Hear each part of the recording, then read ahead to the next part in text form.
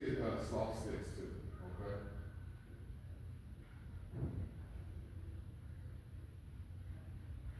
I want soft sticks in front of his face.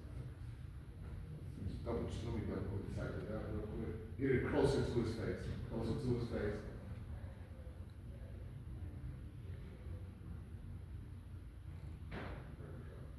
All right, rolling, sound, speed.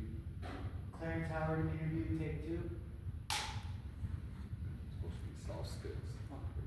Don't worry about it. It's settled. All right. Who's on the question? I was. All right, let's go. So you have your business and you have the ability to come in and out of doing other things such as writing books. I want to know what is it? Give me a typical day in which you have time to do both, and and describe to me the details and when you go in and out of one and you have time to do the other within tasks. I just like to know, where do you have the time to do them, and what is your work details, and how do you feel about that, and would you like to, you know, actually, I would like to know how do you manage both, and what does your day-to-day tasks entail? Can you describe to me your day?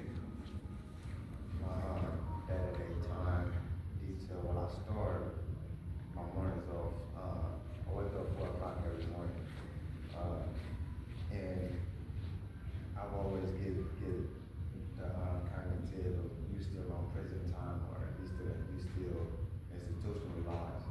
And I tell everybody the reason why I wake up at 4 o'clock in the morning is because in New York it's 7 o'clock in the morning when I wake up. That's around the time money start flowing.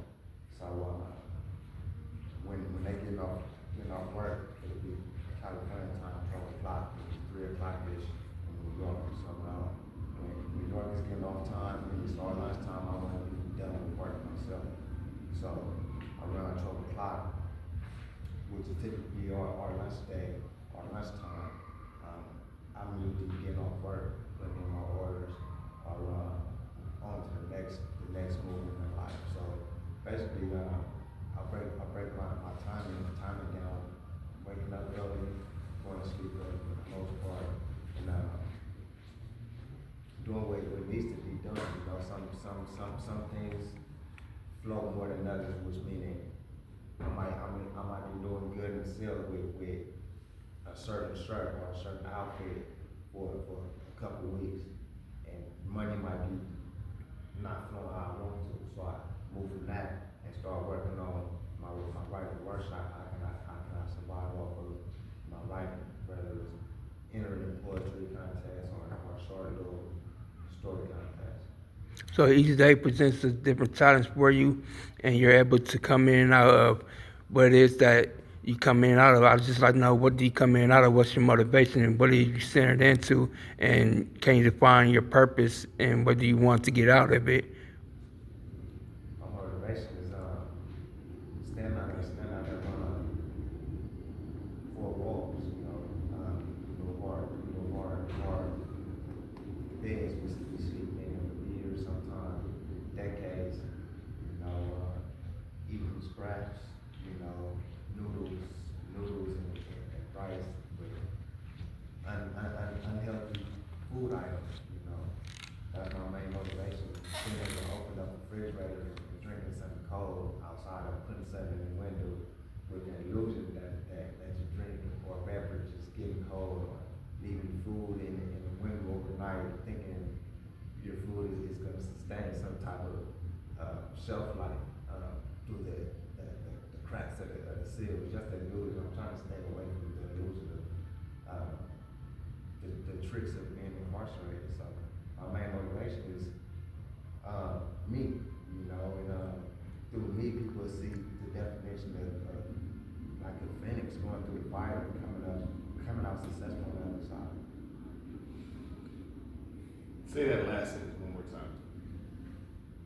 What defines my motivation is me, like a phoenix coming out of the fire and being successful. Talk about this class and the goals in this class that you might have? The goals, this was always one of my goals incarcerated, coming to film school, putting my books and publishing form first. From books, it was to be on film, whether it's short filming or the big screen. So I always had a goal and a plan to make it happen. It was just the timing in which meaning I had time to do it, you know, as far as come to the class like I'm here now. I had time to do it in regards as far as life takes its courses. So my goal, like I say, is it's hard to complete a task. To start something, to finish it, to start to end is hard, you know. So completion is everything. So I want to just continue on my course of completing the goals that I've already set before me. As far as learning how to set up lighting, learning how to set up my cameras to film the right shot, sounding. It's a lot that comes with just the gift of me as myself being a writer. You know, I want to also know the struggles of a cameraman, the struggles of a lighting. I know, as I said, I've written 8 books. You know, I'm gonna continue to write because that's what I do. But I also want to know the other man's job or woman's job and position to make the video come to life. How powerful is it for you to be able to take your stories and put them in a visual medium? And repeat the question and you answer. It's powerful due to The whole thing. it's powerful to put my perspective to my medium. Just due to I want everybody to have a story, you know, everybody have a storyline, and going through what I've been through. Like I said, I've been on probation since I was 11 years old. What average kid do you know sit on probation since he was 11 years old, and he's 40 years old now on parole? You'll call him a failure, but through your failures become success. So, like I said, I've written books and started companies and things of that nature. Through my vision and putting it on film, I feel that it'll give the next youth or maybe person my age or older inspiration to move forward and do it themselves.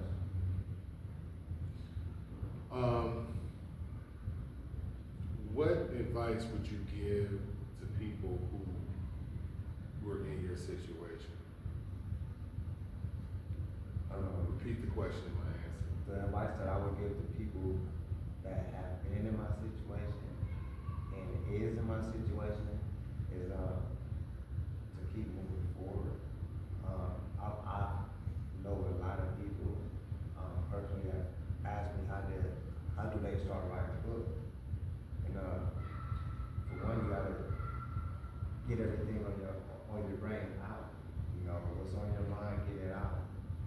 Which is called a rough draft. You know, just like an essay. A book is nothing but a long essay. So I would tell them whatever their focus point is, whether it's filming, it's music, it's dancing, it's carpentry. Focus on being the best at what you do, and I believe you'll be successful at it. You talk about your family and wanting to bring something to them. Can you talk a little bit more about what's important to you to bring back to your family? What's important to bring back to my family is something to stand firm on generational wealth. You know, some people say generational wealth is monotone, financially, but for me, generational wealth is knowledge, which is power. The knowledge that I'm obtaining